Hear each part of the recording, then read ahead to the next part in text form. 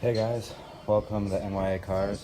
Today I'm going to be doing a tutorial on how to wire up a Mishimoto high flow cooling fan for 99 to 04 Ford Mustang GTs with a 4.6 liter engine. It's going to be pretty self-explanatory and pretty simple.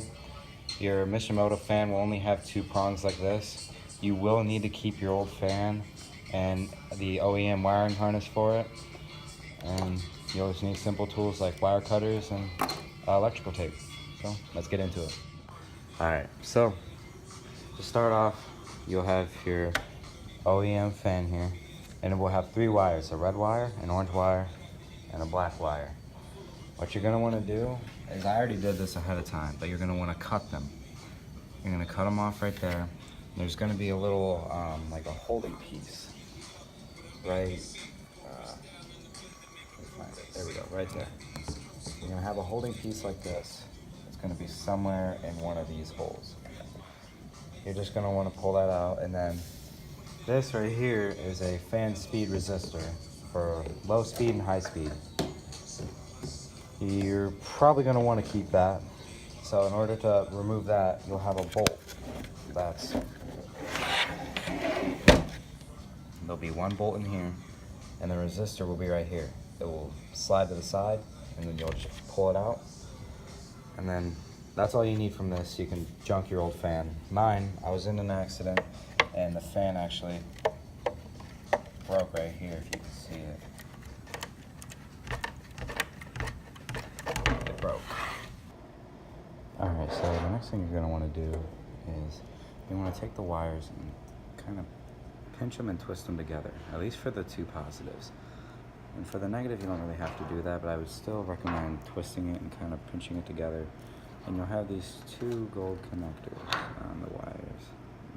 There we go. You'll have two gold connectors, one on the black, which is negative, and the blue is positive. You're just going to want to take the ends of the wire and twist it like how I did right here. I'm going to put it in there. You're going to take a pair of pliers, such as like needle nose pliers. Take a pair of like needle nose pliers, and you're just going to want to give it pinch on each side. Make sure it's in there snug, so that when you do, trying to pull on it, it's not going to just fly right out. You don't want to do that for both sides. And then to help secure it, you can either use a soldering iron or a soldering gun and just kind of solder the ends of this right there, or you could wrap it in electrical tape, whatever works for you. Me, for right now, I got electrical tape. I don't have a soldering iron with me.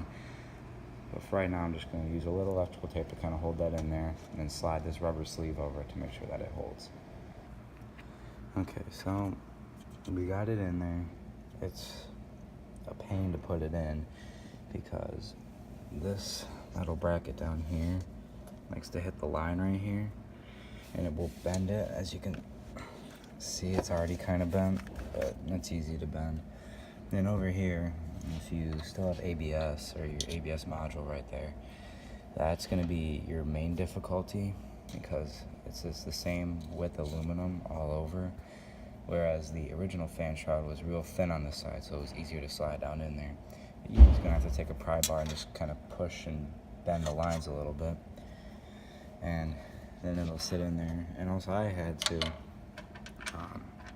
down there's one support there, and there's one support there. And you had to cut a little bit off in order to make the clearance, make it fit in there good. And then after you push it down in there, it will come with screws. They should be in the box package. 2 screws, 2 washers, and you'll use these for it. And it takes a size 5 Allen wrench. I'll see you guys in a second. Alright guys, one quick tip before you put it in. To make the installation easier, I would not tighten these screws down all the way. Like, they're still loose, and the one on this side here is still loose.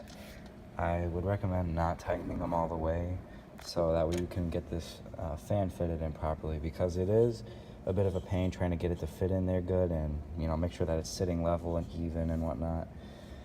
It's a little bit harder than what I thought it would be. I thought it would be a lot easier than this, but just make sure that when you are, fitting it in here, don't tighten both screws until you know for a fact that's where it's supposed to sit, that's where it's gonna sit, stuff like that.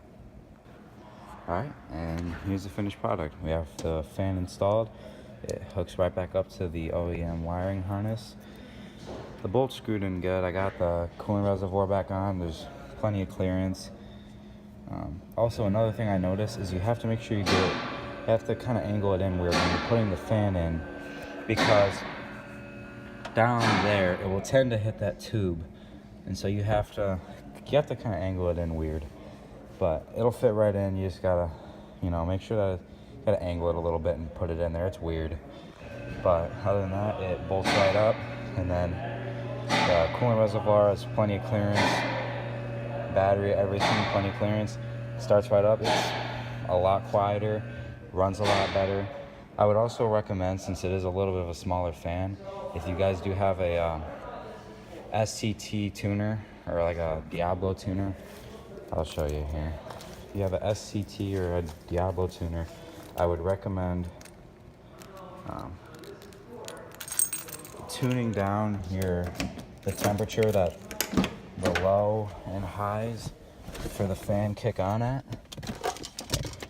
Like I have this one right here. This is a Bama Performance SCT tuner. I would recommend tuning down the low and high fan cooling speed, since it is a little bit of a smaller fan. I would recommend tuning it down so that way you don't have to worry about engine overheating or anything like that. Well, hope you guys enjoyed, and I'll see you in the next one.